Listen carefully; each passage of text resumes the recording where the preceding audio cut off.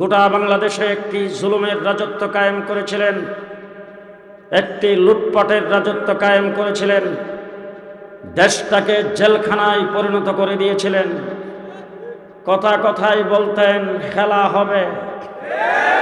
গত 15 বৎসর খেলার মাঠে ছিলাম, জেলখানায় গিয়েছি। জেল থেকে জেলে যাওয়ার আগে যেই ভাষায় কথা বলেছি, জেল থেকে বের হয়েও ঠিক সেই ভাষায় কথা বলেছি। 15 বৎসর শাপলা চত্বরে তোমাদের সাথে খেলছি, খেলার মাঠে আমরা 15 বৎসর ছিলাম। কিন্তু দুঃখ এই জায়গায়, তোমরা তোমাদের সাংগঠনিক শক্তিতে খেলতে আসো নাই, তোমাদের কর্মী বাহিনীর শক্তিতে আমাদের সাথে খেলা করো নাই, তোমরা প্রশাসনের অস্ত্রের বিনিময়ে আমাদের সাথে খেলতে এসেছ। আজকে তোমাদের সাথে পুলিশের অস্ত্র নাই, তোমরা পালাবো না এই কথা বলে গেলা কোথায়? কোথায় গেছো? 1.5 মাস রিমান্ডে ছিলাম, দুঃখের কথাগুলি না বলে পারছি না। 1.5 মাস ছিলাম রিমান্ডে। দৈনিক অন্তত 20, 25, 30 বার করে আমাকে গালি দিত ওই পাকিস্তানি রাজাকার। হযরত হাফিজি হুজুরের নাম ধরে, শাইখুল হাদিস আল্লামা আজিজুল হক সাহেবের নাম ধরে, মুফতি আমিনী সাহেবের নাম ধরে গালি দিত, তারা পাকিস্তানি রাজাকার, তারা পাকিস্তানি রাজাকারের ঘরের রাজাকার। পরিষ্কার ভাষায় বলতে চাই, একদিনের জন্য পাকিস্তান যাই নাই। পাকিস্তানের কোন চিল সাপুর আমাদের পাসপোর্টে নাই, পাকিস্তানের কোনো ভিসা নাই। ইচ্ছা করলেই পাকিস্তান চলে যাইতে পারবো না। তার কারণ হলো আমার বাংলাদেশের বর্ডারের সাথে পাকিস্তানের বর্ডারের কোনো সংযোগ নাই। আজকে পরিষ্কার ভাষায় বলেছি, আমাদেরকে যারা পাকিস্তানি রাজাকার বলে গালি দিয়েছ, আমরা হলাম দেশের দেশপ্রেমিক। তোমরা যারা আজকে বর্ডার পাস হয়ে চলে গেছো, তোমরা সবাই ইন্ডিয়ান রাজাকার।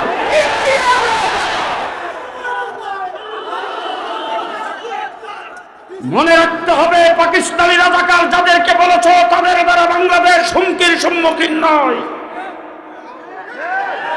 তোমাদের দ্বারা বাংলাদেশ পদে পদে হুমকির সম্মুখীন। পরিষ্কার ভাষায় বলছি, সচিবালয়ে তোমরা আগুন দিয়েছ। বাংলাদেশের সচিবালয়ে সুরক্ষিত এলাকায় আগুন দিয়ে দেশটাকে অকার্যকর রাষ্ট্রে পরিণত করতে চাচ্ছ। পরিষ্কার ভাষায় বলতে চাই, বাংলাদেশে পরাজিত শক্তিকে মাথা উঁচু করে দাঁড়াইতে দেওয়া হবে না।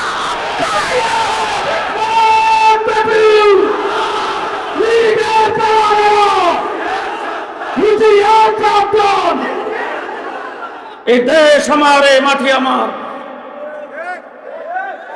এই মাটির জন্য বারবার রক্ত আমরা দিয়েছি, বারবার রক্ত আমরা দিয়েছি। যে রক্ত আমরা দিয়েছি কেউ দিতে পারে নাই। আজকে আপনাদের সামনে পরিষ্কার ভাষায় বলছি, বিভিন্ন নেতৃবৃন্দ এখানে আছেন। বিএনপি নির্যাতিত হয়েছে, তাদের অনেককে ফাঁসির কাস্টে ঝোলানো হয়েছে, ক্রস ফায়ার দেওয়া হয়েছে, গুম করা হয়েছে, হাজার হাজার মামলা তাদের বিরুদ্ধে হয়েছে, হাজার হাজার কর্মীকে গ্রেপ্তার করে জেলখানার ভিতরে বৎসরের পর বৎসর রেখেছেন। অধিক পরিমাণে নির্যাতিত জামাত বিএনপি হয়েছে। কিন্তু আপনাদের 17 বৎসরের নির্যাতন একত্রিত করলে আমার শাপলা চত্বরের এক রাত্রির সমান হবে না। এক সাগর রক্ত শাপলা চত্বরে আমরা দিয়েছি। এদেশের মাটির জন্য আমাদের দরদ আছে না নাই? আমরা এদেশেরই সন্তান, বন্যার পানিতে ভেসে আসি নাই। আমরা এদেশের ঘর জামাই নই, আমরা এদেশে মামুর বাড়ির বাদাইম্মা থাকি না। এদেশেরই সন্তান আমরা, ঠিক না বেঠিক? সুতরাং দেশ যেইভাবে রক্ষা করতে হবে, ইসলাম যেইভাবে রক্ষা করতে হবে, ইসলামের উপর যদি কোনো আঘাত আসে, আমার বুজুর্গানে দিন যেমন কাউকে ছেড়ে দেয় নাই, আজকে তারা কবরে চলে গেছেন, তাদের উত্তরসূরি হিসাবে বাংলাদেশে অন্তর্বর্তীকালীন সরকার ক্ষমতায় আছে, প্রশাসন আছে, বাংলাদেশে নির্বাচিত সরকার আসবে। ইসলামের বিরুদ্ধে কেউ টু শব্দ করলে কাউকে ছেড়ে দেওয়া হবে না, কাউকে ছেড়ে দেওয়া হবে না।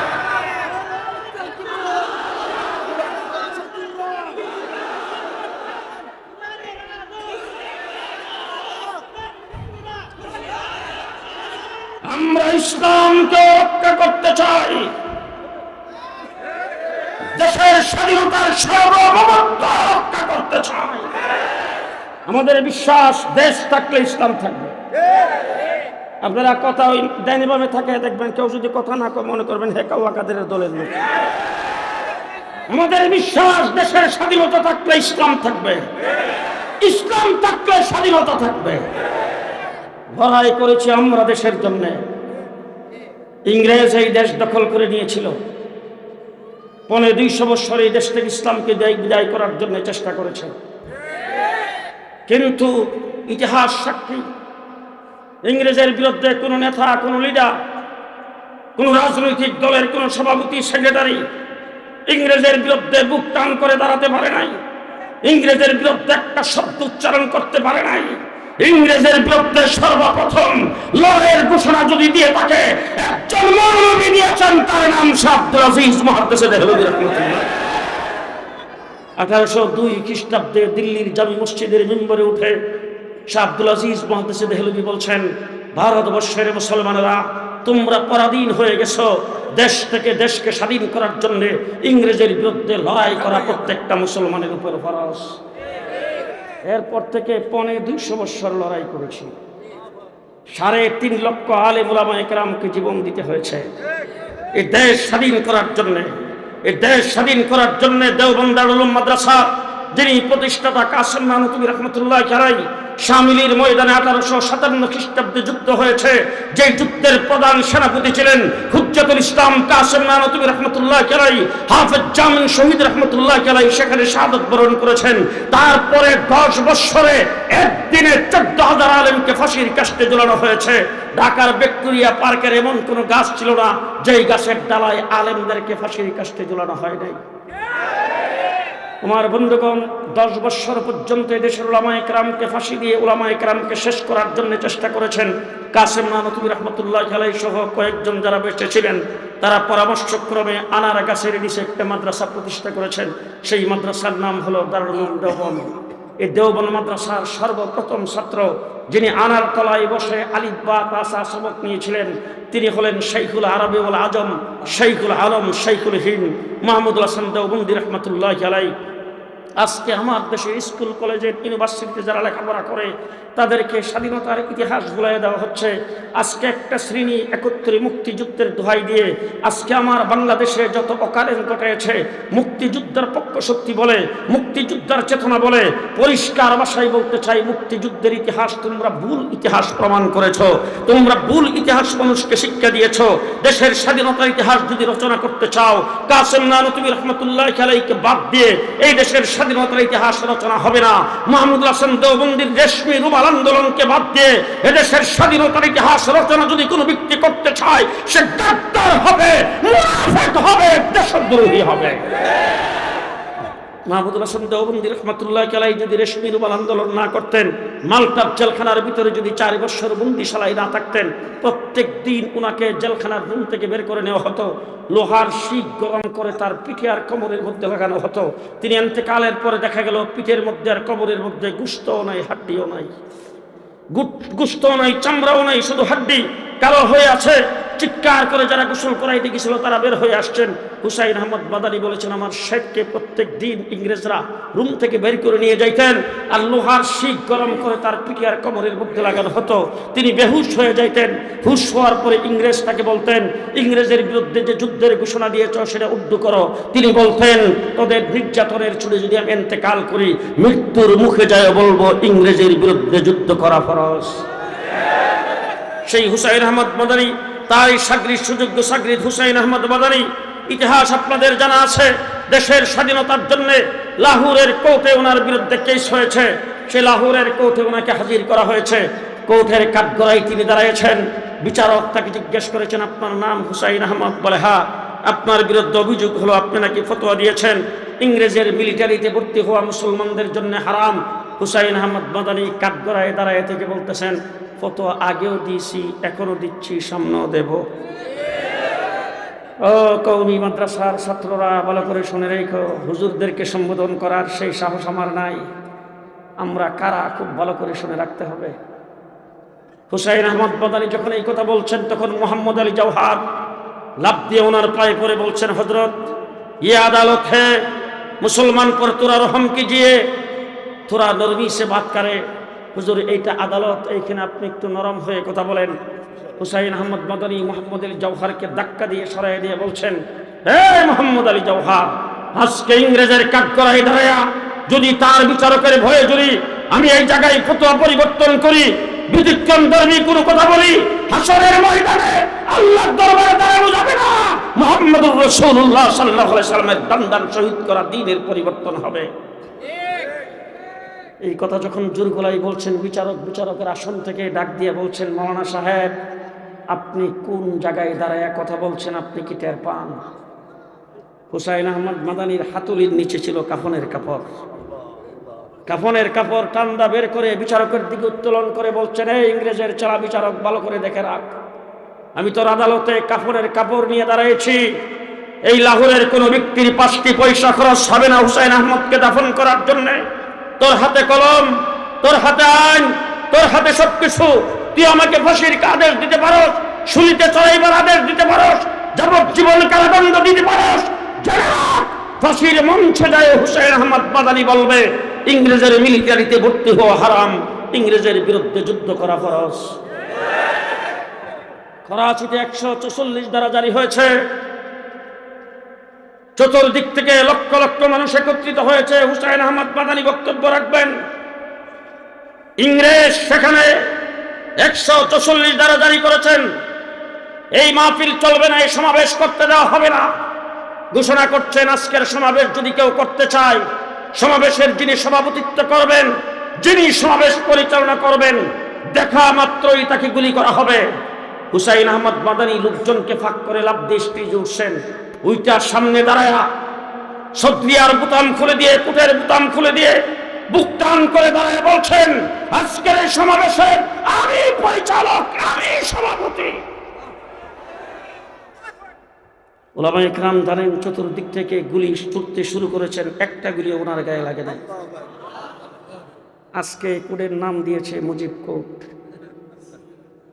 পরিষ্কার ভাষায় বলতে চাই, হুসাইন আহমদ মাদানী করাচির সেই বক্তব্যে বুতাম খুলে দিয়ে বুক টান করে দাঁড়াইবার পর থেকে উলামায়ে কেরামের কোর্টের বুতাম লাগায় না। দেখেন, যারা কুট পরে আছে সব বুতাম খুলে, আমরা কেউ বুতাম লাগাই না। সব সময় বুতাম খুলে আমরা বুক টান করে আছি। সেই কোর্টের নাম উলামা কোর্ট। আস্তে করে নাচতে, কোর্টের ইতিহাস ভালো করে শুনে রাখেন। আল্লামা শামসুল হক ফরিদপুরি রহমাতুল্লাহ আলাইহি বাড়ি হলো গহরডাঙ্গা। গহরডাঙ্গার পাশেই হলো কোতালিপাড়া শেখ মুজিবের বাড়ি। শামসুল হক ফরিদপুরি সাহেব লালবাগ থাকতেন, সেখানে প্রায় সময় সাক্ষাৎ করতে যাইতেন। হঠাৎ করে একদিন গেছেন শামসুল হক ফরিদপুরি রহমাতুল্লাহ আলাইহি, আদি কাপড়ের পাঞ্জাবি ইস্তারি করা, পাঞ্জাবির উপরে কুট পরা। শেখ মুজিব দেখে বলছে, হুজুর আজকে আপনার কুটটা বড় মানাইছে। শেখ মুজিব সাহেবকে শামসুল হক ফরিদপুরি বলছেন, তুই দাঁড়া। নিজের গায়ের কুটটা খুলে শামসুল হক ফরিদপুরি শেখ মুজিবকে পরাই দিয়ে বলছেন, তোরেও কম মানাই নাই, তোরেও খুব মানাইছে, যা কুটটা তোরে দিয়ে দিলাম। এরপর থেকে সেই কোট শেখ মুজিবের গায়ের, শেখ মুজিব কুট নয়, এটা উলামা কোট। উলামায়ে কেরামের আন্দোলন, যুদ্ধ জাহাদের মাধ্যমে দেশ স্বাধীন হয়েছে। এই দেশের প্রত্যেকটি বালি কোনা তালাশ করলে হুসাইন আহমদ মাদানীর রক্তের সাক্ষী দেবে, দেওবন্দি উলামায়ে কেরামের রক্তের সাক্ষী দেবে। দেশের জন্য রক্ত আমরা দিয়েছি। শেষ কথা আপনাদের সামনে বলতে চাই, 1947 সনে দেশটা স্বাধীন হয়েছে 2 ভাগে। একটার নাম হিন্দুস্তান, আরেকটার নাম পাকিস্তান। কথা কি আপনারা বুঝতেছেন আমার? একটা হিন্দুস্তান আর একটা পাকিস্তান। এবার আমি জিজ্ঞেস করতে চাই, আমাদের পার্শ্ববর্তী একটা জায়গা আছে, সেই জায়গাটার নাম হলো কলিকাতা, পশ্চিমবঙ্গ। সেখানকার ভাষা কি? বাংলা। তারা জাতে কি? বাঙালি। আমরাও ভাষা বাংলা, আমরাও জাতে বাঙালি। তসলিমা নাসরিন বলছিল, এপার বাংলা ওপার বাংলা, তারাও বাঙালি, আমরাও বাঙালি, তাদের ভাষাও বাংলা, আমাদের ভাষাও বাংলা। এবার আপনাদের কাছে জিজ্ঞেস করতে চাই, কলিকাতা বাংলা ভাষাভাষী হয়ে, জাতে বাঙালি হয়ে তারা হিন্দুস্তানের অংশ হলো, আর আমরা জাতে বাঙালি হয়ে, বাংলা ভাষাভাষী হয়ে পাকিস্তানের অংশ কেন হলাম? এই প্রশ্নের জবাব আপনারা দিবেন। আলোচনা শেষ। বলেন, আমরা কেন পাকিস্তানের অংশ হলাম? পরিষ্কার ভালো করে মনে রাখবেন, 1947 সনে স্বাধীনতা যুদ্ধে যুদ্ধ উলামায়ে কেরাম করেছে, দ্বিজাতি তত্ত্বের ভিত্তিতে দেশ স্বাধীন হয়েছে। আমরা তখন পাকিস্তানের অংশ হয়েছিলাম মুসলিম অধ্যুষিত হওয়ার কারণে। কিসের বিনিময়ে স্বাধীন? মুসলমান শব্দটা বলতে কি আপনাদের কোনো ভয় করে নাকি? আমরা কিসের কারণে স্বাধীন? ওই যে তারা দাঁড়ায় রয়েছে একটা কয় না। আমরা কিসের কারণে স্বাধীন? আমরা পূর্ব পাকিস্তান হয়েছিলাম মুসলমান হওয়ার কারণে, ঠিক না বেঠিক?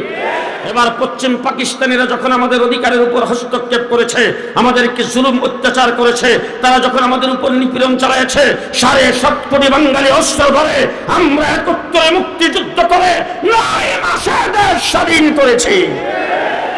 পরিষ্কার ভাষায় আজকে আপনাদের উলামায়ে কেরাম সকলকে সাক্ষী রেখে বলে গেলাম, 71-এর স্বাধীনতা আন্দোলন কোনো ব্যক্তির ক্রেডিট নয়, 71-এর স্বাধীনতা আন্দোলন কোনো একক দলের ক্রেডিট নয়, 7.5 কোটি বাঙালির ক্রেডিট। তাইলে আমরা 9 মাস যুদ্ধ করে স্বাধীনতা অর্জন করেছি, ঠিক না ঠিক? এবার জিজ্ঞেস করতে চাই, কাশ্মীর হিন্দুস্তানের অংশ আজকে কতদিন যাবৎ স্বাধীনতা যুদ্ধ করে? 70 বছর যাবৎ কাশ্মীর স্বাধীনতা যুদ্ধ করতেছে, অদ্য পর্যন্ত স্বাধীনতা লাভ করতে পারে নাই। আসামের দিকে তাকায় দেখেন, 40 বছর পর্যন্ত স্বাধীনতা যুদ্ধ করতেছে, আজ পর্যন্ত স্বাধীনতার মুখ দেখে নাই। ত্রিপুরার দিকে তাকায় দেখেন, দীর্ঘদিন যাবৎ স্বাধীনতার আওয়াজ তুলতেছে, আজ পর্যন্ত স্বাধীনতা অর্জন করতে পারি নাই। পরিষ্কার ভাষায় বলতে চাই, মুসলিম অধ্যুষিত হিসাবে আমরা যদি পাকিস্তানের অংশ না হতাম, আমরা 70 বছর লড়াই করে স্বাধীনতা অর্জন করতে পারতাম না। তাহলে আমাদের স্বাধীনতার মূলে কি? মূলে হলো ইসলাম, ঠিক না ঠিক? আমাদের স্বাধীনতার মূলে কি? মূলে হলো ইসলাম। আমরা যে ইসলাম পেয়েছি সেই ইসলাম মুহাম্মদুর রাসূলুল্লাহ সাল্লাল্লাহু আলাইহি ওয়াসাল্লাম তাইফের জমিনে রক্ত দিয়ে, উহুদের লড়াইয়ে দান শহীদ করে, আল্লাহর নবীর আপন চাচা আমির হামজার লাশটাকে টুকরা টুকরা করে ইসলামের গোড়ায় রক্ত ঢালার পরে আজকে শেরপুর পর্যন্ত ইসলাম আগমন করেছে। গোটা পৃথিবীতে ইসলাম চলছে। আমার নবী সাল্লাল্লাহু আলাইহি ওয়াসাল্লাম দুনিয়া থেকে চলে গেছেন, কিয়ামত পর্যন্ত আর কোনো নবী আসবে না। ইসলামের কমপ্লিট ব্যবস্থা কিয়ামত পর্যন্ত থাকবে। সামান্যতম কোনো কাটছাট হবে না। ইসলামের ভিতর থেকে কেউ কোনো কিছু বের করে নিতে পারবে না। ইসলামের ভিতরে কেউ কোনো কিছু ঢুকাইতে পারবে না। ইসলাম যেইভাবে রাসূল রেখে গেছে সেইভাবে 1450 বছর পর্যন্ত আছে, কিয়ামত পর্যন্ত থাকবে, ঠিক না বেঠিক? তার মধ্যে কোনো এদিক সেদিক, কোনো প্রকার পরিবর্তন, জমানার পরিবর্তন হবে, ইসলামের পরিবর্তন, যুগের পরিবর্তন হবে, ইসলামের পরিবর্তন, ঘরবাড়ির পরিবর্তন হবে, ইসলামের পরিবর্তন, শহর বন্দরের পরিবর্তন হবে, ইসলামের পরিবর্তন। এই জন্য দৃষ্টান্ত স্বরূপ অনেক সময় বলে থাকি, আজকের থেকে 50-55 বছর আগে মক্তবে যখন লেখাপড়া করতাম, তখন কারি সাহেব আমাদেরকে শিক্ষা দিত, টাকটিতে যাওয়ার সময় সর্বপ্রথম বাম পাও দিয়া যাইতে হইবে। কোথায় যাওয়ার সময়? টাকটি তো বোধহয় টাইলস লাগানো, ঘরের সঙ্গে অ্যাটাচ না, খালের পার, জঙ্গলের ভিতরে, কলা পাতার বানানো সোলার শট, দুর্গন্ধ তো নাই, মলমূত্র দেখা যায় না তো। সেখানে যাওয়ার সময় কোন পাও? কিছুদিন পরে টাকটি হয়ে গেছে ল্যাট্রিন, এর কিছুদিন পরে হয়ে গেছে টয়লেট, তারপর হয়ে গেছে বাথরুম, বর্তমানে ওয়াশরুম। খালের পারে রয়েছে তো ওয়াশরুম, কি খালের পারে আছে? কলা পাতার বানানো রয়েছে নাকি বেডের কিনারে? জি, বেডের সঙ্গে অ্যাটাচ 20 বাই 24 ফিট রুমটা টাইলস দিয়ে সাজাইছেন, মাত্র 1.5 লাখ টাকা খরচ হয়েছে। ওয়াশরুমে 5 লক্ষ টাকা, জীবাণু মুক্ত সুগন্ধযুক্ত টাইলস। এবার জিজ্ঞেস করতে চাই, মানে টাকটিতে যাওয়ার সময় কোন পাও? জি, এখন ওয়াশরুমে যাওয়ার সময়, জি, দোয়ার মধ্যে বোধ একটু পরিবর্তন হয়েছে না? টাকটিতে যাওয়ার যে দোয়া, ওয়াশরুমে যাওয়ার একই দোয়া। টাকটি ওয়াশরুমে পরিণত হয়েছে, দ্বীন ইসলামের বিধানের কোনো পরিবর্তন? জি, জামানা স্মার্ট হয়েছে, ডিজিটাল হয়েছে, আধুনিক হয়েছে, মডার্ন হয়েছে, ইসলামের বিধানের কোনো পরিবর্তন হয় নাই। 1450 বছর পর্যন্ত ইসলাম আছে, যেইভাবে কিয়ামত পর্যন্ত থাকবে সেইভাবে এই দ্বীন ইসলামের ভিতরে কেউ কোনো কিছু ঢুকাইতে, দ্বীন ইসলাম থেকে কেউ কোনো কিছু বের করতে পারবে পারবে না। এই যেন দ্বীন ইসলামের ভিতরে কেউ যেন কোনো কিছু ঢুকাইতে না পারে, দ্বীন ইসলাম থেকে কেউ যেন কোনো কিছু বের করতে না পারে। এই জন্য দ্বীন ইসলাম কমপ্লিট, মুহাম্মদুর রাসূলুল্লাহ সাল্লাল্লাহু আলাইহি ওয়াসাল্লাম কমপ্লিট দ্বীন আমাদের কাছে রেখে গেছে। ইসলামের মধ্যে কোনো কিছু ঢুকানো যাবে না, ইসলাম থেকে কোনো কিছু বের করা যাবে না, যেইভাবে আসে সেইভাবেই যেন থাকে। কেউ যদি বের করতে আসে, কেউ যদি ঢুকাইতে আসে, তাকে বাধা দেওয়া রাখবে কিনা? সবাই বলতে হবে, তাকে বাধা দেওয়া লাগবে কিনা? কেউ যাতে কোনো কিছু ঢুকাইতে না পারে এই জন্য পাহারাদারের কোনো দরকার নাই তো। কেউ যাতে কোনো কিছু বের করতে না পারে এই জন্য পাহারাদারের দরকার নাই তো। পরিষ্কার ভাষায় বলছি, দ্বীন ইসলামের ভিতরে কেউ যেন কোনো কিছু ঢুকাইতে না পারে, দ্বীন ইসলাম থেকে কেউ যেন কোনো কিছু বের করতে না পারে। এই জন্য আল্লাহ পাক বর্তমান আসমানের নিচে জমিনের উপরে উলামায়ে দেওবন্দকে দ্বীন ইসলামের পাহারাদারের দায়িত্ব দিয়েছেন।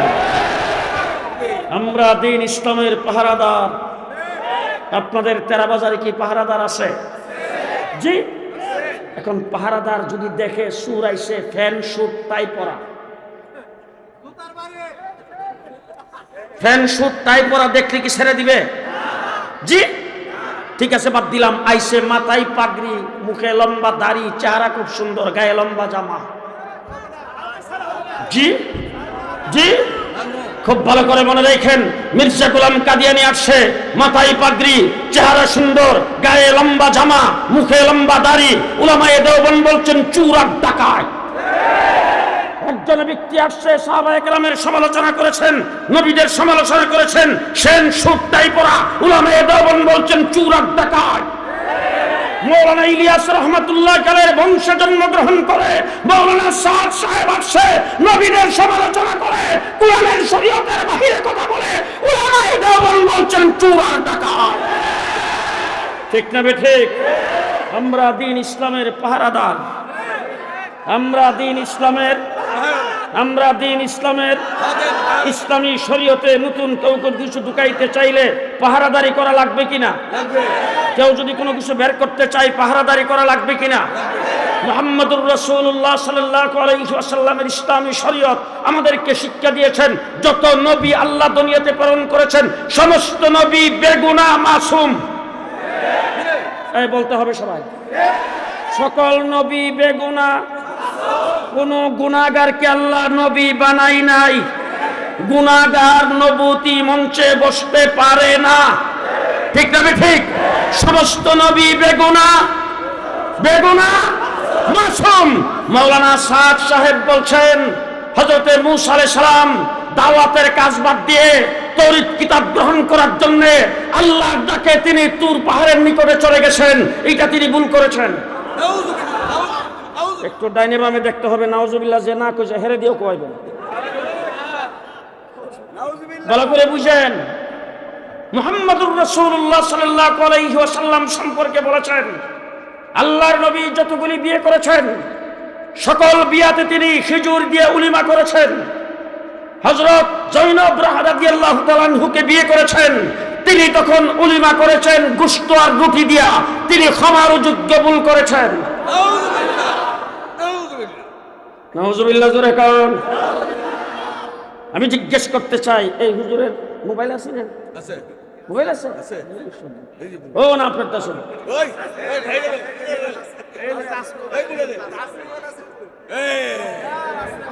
আচ্ছা, এখন আমি এশার নামাজ পড়ে আসছি, মোবাইল কিন্তু আমার পকেটে।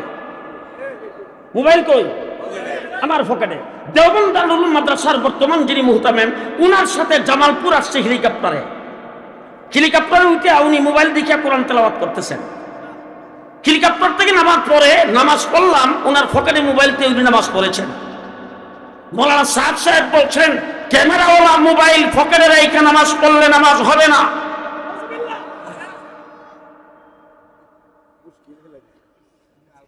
কি ঘটনা? কি ঘটনা? মৌলানা সাদ সাহেব বলছেন, মাদ্রাসায় পড়ে মসজিদে ইমামতি করে যারা বেতন গ্রহণ করে তাদের উপার্জন বিশ্বের উপার্জনের চাইতেও খারাপ। ঘটনা কি? আমার বাংলাদেশে মক্তব শিক্ষা ভারত উপমহাদেশে দেওবন্দি উলামায়ে কেরাম চালু করেছেন। প্রত্যেক দিন সকালবেলা আমরা যখন ছোট ছিলাম তখন দেখেছি মুসলমানের সন্তান মক্তবে যাবে না, কল্পনাও করা যায় না। মক্তবের শিক্ষাটা কখন? সকালবেলা ফজরের পরে, ঠিক না ঠিক?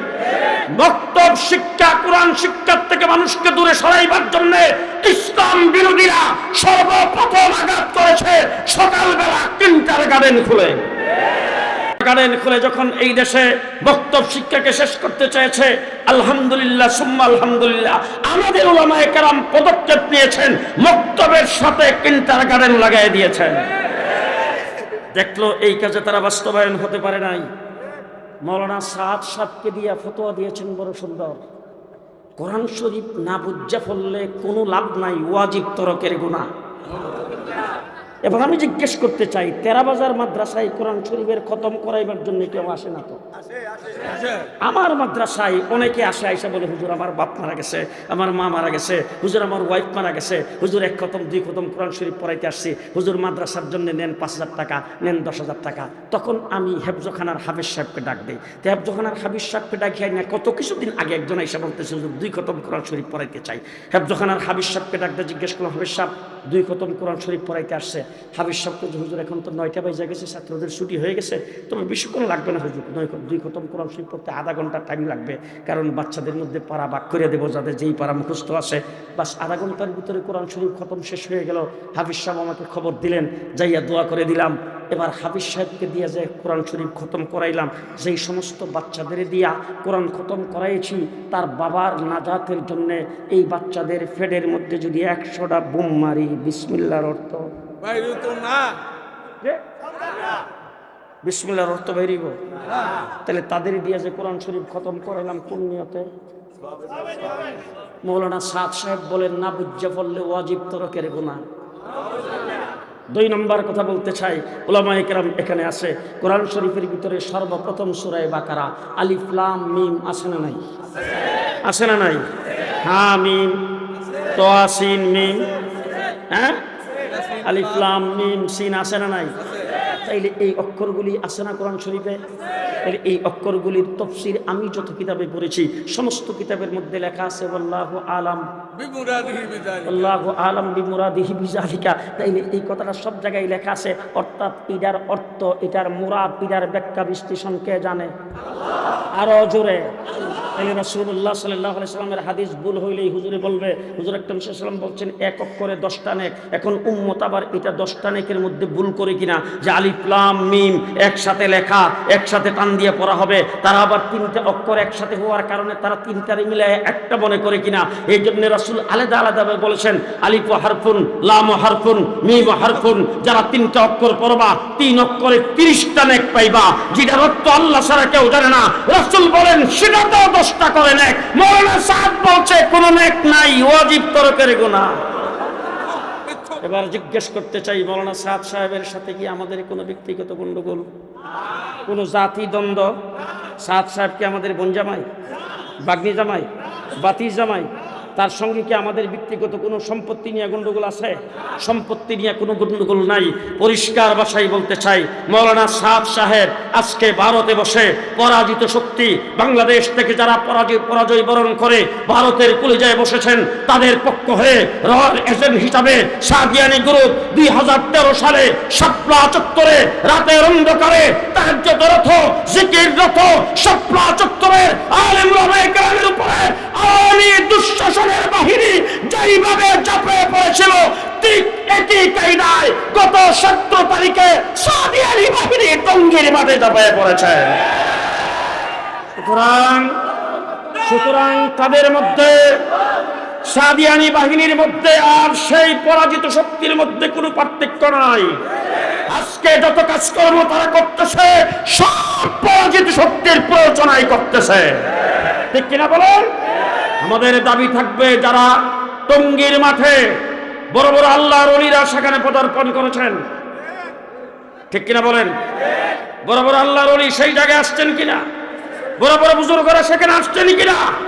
সেই মাঠে যারা রক্তাঞ্জিত করেছে তাদের তাবলীগ বাংলাদেশের কোন মসজিদে চলতে দেওয়া হবে না। আপনারা রাজি আছেন তো? ইনশাআল্লাহ রাজি আছেন তো? পরিষ্কার কথা বলতে চাই, কাকরাইল মসজিদ তাবলীগীদের মসজিদ। কাকরাইল মসজিদ থেকে সারা বিশ্বে তাবলীগ পরিচালিত হয়।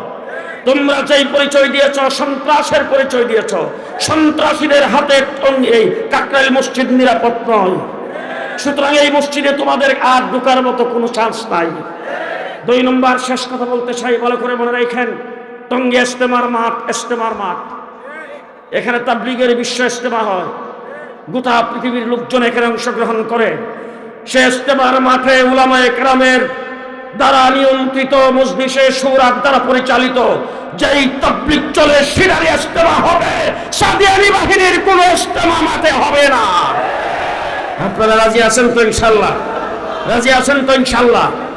শেষ কথা বলবো, যারা রক্ত জড়াইছেন, যারা এই সন্ত্রাসের সাথে জড়িত, অনতি বিলম্বে তাদেরকে গ্রেফতার করে বিচারের সম্মুখীন করা হোক। আপনারা রাজি নাই? রাজি আছেন আপনারা? শেষ কথা বলবো, সন্ত্রাসের দায়ে যদি ছাত্রলীগ নিষিদ্ধ হতে পারে, সাদিয়ানি গ্রুপ বাংলাদেশে নিষিদ্ধ ঘোষণা করতে হবে। রাজি থাকতে হাত উঠায় দেখান। মনে থাকবে আপনাদের? মনে থাকবে আপনাদের? শেষ কথা আপনাদের সামনে বলতে চাই, দেশটা মুসলমানের দেশ। আরো আস্তে, আরো আস্তে, আরো আস্তে। দেশটা কার দেশ? দেশের স্বাধীনতায় আমাদের অংশগ্রহণ আছে না নাই? স্বাধীনতা প্রেমিক আমরা কিনা? আমরা স্বাধীনতার পক্ষ শক্তি কিনা বলেন? আর জোরে কোন? দেশ স্বাধীন এই জন্যই 13 বাজার মাদ্রাসা, দেশ স্বাধীন এই জন্যই আজকের সম্মেলন। সুতরাং আমরা স্বাধীনতার পক্ষে, ঠিক না ঠিক? দেশের স্বাধীনতাকে আমরা এইভাবে ভালোবাসি, তোমরা দেশের স্বাধীনতাকে ভালোবাসো, তোমরা স্বাধীনতার পক্ষ শক্তি বলে স্লোগান দাও। কি জন্য স্লোগান দিয়েছ এটা আজকে প্রমাণ হয়েছে। দেশের সম্পদকে লুণ্ঠন করার জন্য তোমরা স্বাধীনতার পক্ষে স্লোগান দিয়েছ, তোমরা দেশের পদ পদবি পাওয়ার জন্য স্লোগান দিয়েছ, তোমরা মন্ত্রী আর এমপি হওয়ার জন্য স্লোগান দিয়েছ। তার কারণ হলো তোমাদের লোকজনকে ধরতে বর্ডারের কিনারে পাওয়া গেল 70 লাখ। জি, একজন বড় লিডারকে ধরতে গেছে, নাম কব না, তার বাসার লিফটের গর্তের ভিতরে নাকি পাওয়া গেছে 400 কোটি। আবার তাদের একজন মৌলানা সাহেব ছিলেন, তাকে গ্রেফতার করতে যায়, তার বাসায় পাইছে 30 কোটি।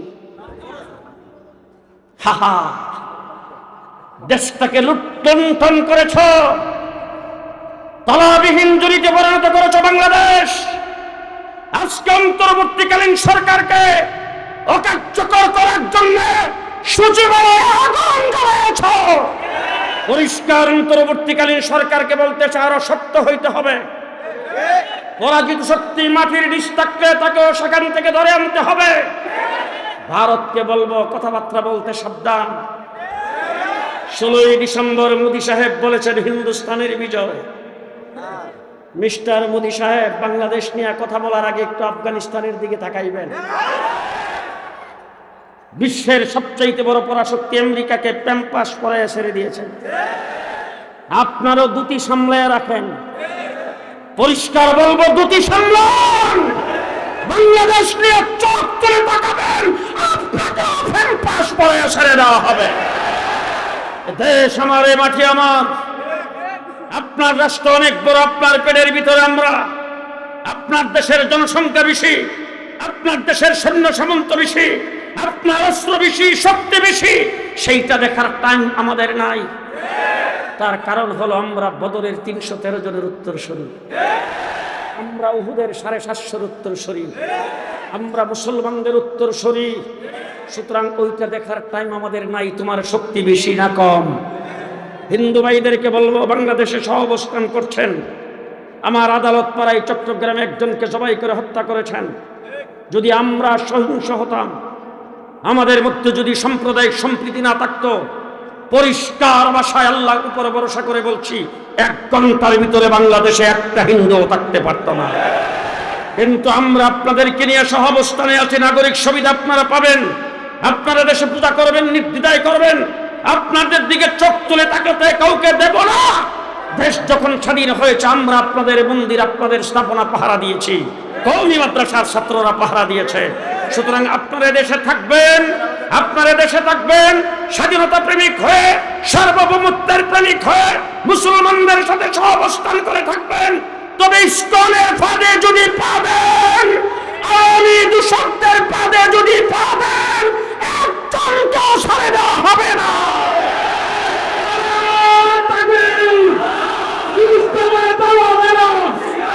বাংলাদেশ শতকরা 92% মুসলমানের দেশ বাংলাদেশ। 54 বছর হয়েছে দেশটা স্বাধীন হয়েছে। সর্বপ্রথম স্বাধীনের পরে শেখ মুজিবের ঘোষণা সোনার বাংলা। একজনে ভূমি করছে, আরেকজনে খাইছে। কিছুদিন পরে আরেকজনে এসে ঘোষণা দিল সবুজ বাংলা। এরশাদ সাহেব ক্ষমতায় যে ঘোষণা দিলেন নতুন বাংলা। লেডি প্রধানমন্ত্রী হাসিনা এসে ঘোষণা দিলেন মডার্ন বাংলাদেশ। কিছুদিন পরে বললেন আধুনিক বাংলাদেশ, তারপরে বললেন ডিজিটাল বাংলাদেশ। পদ্মা সেতু উদ্বোধনের সময় বললেন স্মার্ট বাংলাদেশ। সব বাংলা দেখা শেষ। জুলাই আগস্টের আন্দোলনে রক্ত দিয়ে সংগ্রাম করে পরাজিত শক্তি ফ্যাসিস্ট শক্তিকে বাংলাদেশ থেকে বিদায় করে দেশ নতুন করে স্বাধীন করেছি। আগামী দিনে বাংলা হবে ইসলামের বাংলাদেশ, ইসলামের বাংলাদেশ। কে কে রাজি আছেন? দুই হাত উঁচু করে বলতে হবে। রাজি আছেন? রাজি আছেন? ইসলামের বাংলাদেশ, ইসলামের বাংলাদেশ করার জন্য যদি আবার শাপলা চত্বরে যাইতে হয়, আবার যদি শাপলা চত্বরে যাইতে হয়, আবার যদি লড়াইয়ের ময়দানে নামতে হয়, আবার যদি কাপড়ের কাপড় মাথায় বাঁধতে হয়, আবার যদি রক্ত দেওয়ার আগে রক্ত দিতে প্রস্তুত আছেন কিনা?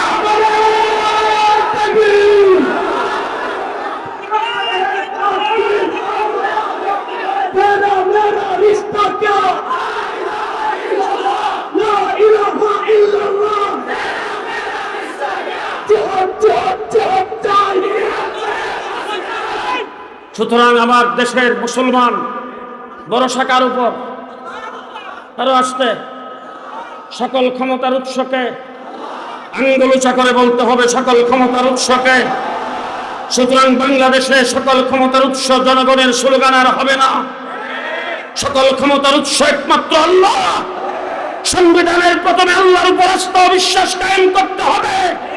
মক্তব থেকে, প্রাইমারি থেকে শুরু করে ইউনিভার্সিটি লেভেল পর্যন্ত সর্বস্তরে দ্বীনি শিক্ষা প্রত্যেকটা মুসলমানের জন্য বাধ্যতামূলক করতে হবে। নাসরুম মিনাল্লাহ ফাতহুন করিব ওয়াবাশশিরিল মুমিনিন। আসসালামু আলাইকুম ওয়া রাহমাতুল্লাহি ওয়া বারাকাতুহু। নারায়ে তাকবীর, লিল্লাহি তাকবীর।